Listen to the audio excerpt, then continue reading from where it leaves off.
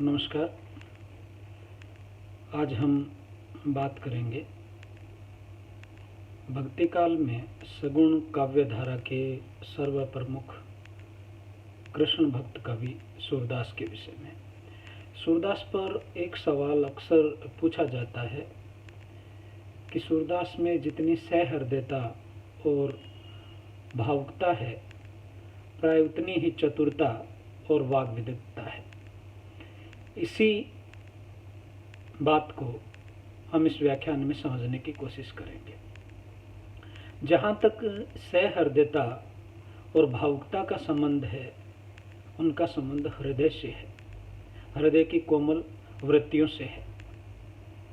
सूरदास का यदि हम संपूर्ण काव्य देखें और उसमें भी विशेषतः वात्सल्य वर्णन व उनका प्रेम वर्णन देखें तो वो इसी सहृदयता व भावुकता को अभिव्यक्त करता हुआ हमें प्रतीत होता है। और यही कारण रहा होगा कि आचार्य रामचंद्र शुक्ल ने अपने हिंदी साहित्य के इतिहास में सूर का विवेचन विश्लेषण करते हुए ये लिखा है कि वात्सल्य और श्रृंगार का या इन दोनों क्षेत्रों का जितना अधिक उद्घाटन, जितना विशद वर्णन सूरदास ने अपनी बंद आंखों से किया है, उतना भक्ति काल के किसी और कवि ने नहीं किया है। यदि हम वात्सल्य और श्रृंगार की बात करें तो एक तरह से सूरदास इन दोनों क्षेत्रों का कोना कोना झांक आए प्रतीत होते हैं। सूरदास में जितनी सहृदयता और भावुकता है, प्राय उतनी ही चतुरता और वाग्विदग्धता हमें दिखाई देती है। ये वाग्विदग्धता गोपियों के कथनों में भरी पड़ी है। गोपियों के वचनों में न केवल वाग्विदग्धता बल्कि वक्रता भी भरी हुई है।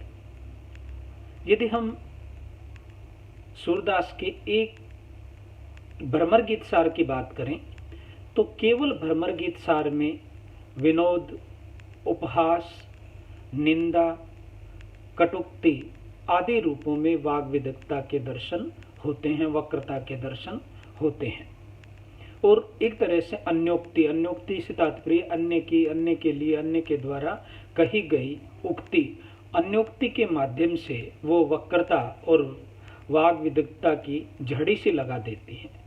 न केवल झड़ी लगाती है, गोपियां या गोपियों के माध्यम से सूरदास बड़े रोचक ढंग से उद्धव जो कृष्ण के सखा है और गोपियों को प्रेम मार्ग से ज्ञान मार्ग में दीक्षित करने आए हैं, उस उद्धव का सारा जो ज्ञान योग है वो गोपियों की वक्रता के सामने, उनकी विदग्धता के सामने हमें कुंठित नजर आता है।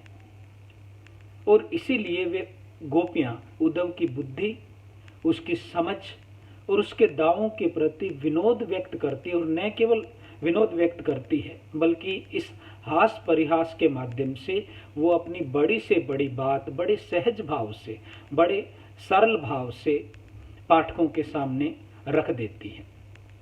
एक उदाहरण देखिए कि उधो जाहु तुम्हें हम जाने, उधो जाहु तुम्हें हम जाने, साच कहो तुमको अपनी सोहन, बूझती बात निदाने, सूर श्याम जब तुम ही पठाए, तब नेको मुस्काने। क्या श्याम ने जब तुम्हें यहाँ संदेश लेकर भेजा तो वे थोड़ा सा मुस्कुराए थे, और इस थोड़े से मुस्कुराने में पूरी की पूरी जो अन्योक्ति है वो भरी पड़ी है। अर्थात कृष्ण ऐसे नहीं है, उन्होंने तुम्हें जो संदेश देकर भेजा है तो एक तरीके से तुम्हारे जो ज्ञान योग है उस ज्ञान योग पर प्रेम योग की स्थापना करने के लिए भेजा होगा, वो हमसे विमुख नहीं है। तो इसीलिए वो इस बात की तसल्ली करना चाहती हैं कि वे जरा से भी जब तुम्हें यहाँ भेजा तो मुस्कुराए थे। गोपियाँ उद्धव का उपहास करती हुई उसके ज्ञान को तुच्छ बताती है, और न केवल तुच्छ बताती है बल्कि मासूम, भावात्मक लेकिन दृढ़ तर्क है वो अपने पक्ष में प्रस्तुत करती है। और उद्धव जब श्री कृष्ण को छोड़ने की बात करता है, ज्ञान मार्ग में उन्हें दीक्षित करने का प्रयास करता है, तो वो बड़ी सरलता से, बड़ी सहजता से, मासूमियत के साथ अपने जो तर्क हैं उन तर्क को जोरदार ढंग से उद्धव के सामने रखती है। और वे कहती है कि उर में माखन चोर गड़े, अब कैसे हूँ निकसत नाही, तिरछे वह जो अड़े। और इसी तरीके से वो कहती है, उदो मन न भय 10-20, 10-20 मन नहीं है, एक हुतो सो गयो श्याम संग को अवरादेश। जिस ईश को, जिस निर्गुण निराकार ब्रह्म को, जिस ज्ञान को तुम लेकर के आए हैं, हम उसकी आराधना करें तो भी किस मन से करें, क्योंकि हमारा तो एक ही मन था और वो मन श्री कृष्ण के साथ ही विदा हो गया है। तो मन न भय 10-20, 10-20 मन नहीं है, एक मन है और वो पूर्णतः श्री कृष्ण के वंशवृंद हो गया है। इसलिए हम मजबूर हैं, हम तुम्हारे निर्गुण निराकार ब्रह्म की आराधना करें तो भी किस मन से करें, हे उद्धव तुम ही उत्तर दो। वे उद्धव के योग को अर्थहीन, तुच्छ बताती है और उसे प्राप्त करने वाले को मूर्ख बताती है। और न केवल योग को अर्थहीन बताती है, तुच्छ बताती है, उसे प्राप्त करने वाले को मूर्ख बताती है, बल्कि श्री कृष्ण के प्रति उनकी एकनिष्ठता, उनकी अनन्यता है और उनका जो प्रेम है और उस प्रेम के प्रति उनका जो समर्पण है, उस समर्पण को भी वो अभिव्यक्त कर देती है। और बड़े व्यंग्यात्मक ढंग से उद्धव पर प्रहार करती है कि आए जोग सिखावन पांडे, हमारी गति पति कमल नयन के जोग सिखे तो राटे। कितना बड़ा प्रहार है और किस तरीके से श्री कृष्ण के प्रति उनकी अनन्यता, एक निष्ठा और समर्पण का भाव है। वो समर्पण का भाव, वो अनन्यता, वो एक निष्ठता इन पंक्तियों में अभिव्यक्त होती है। गोपियां अपने व्यंग्य का लक्ष्य उद्धव, अक्रूर और मथुरा को बनाती हैं और इसीलिए वो कहती हैं कि बिलग जनी मान हो उद्धव प्यारे, बुरा मत मानना है उद्धव, वह मथुरा काजर की कोठरी जे आवे ते कारे। वो मथुरा नहीं है, अभी तो क्या हो गई है, काजल की कोठरी हो गई है और वहां से जो आते हैं वे सारे के सारे काले हैं।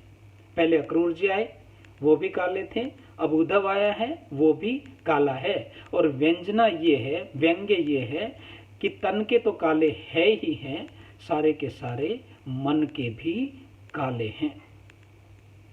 अगर हम सार रूप में कहें कि सूरदास को सच्चा कवि हृदय मिला था और अपने भाव, अनुभूति को कहने के उनके पास टेढ़े मेढ़े जाने कितने ही ढंग थे।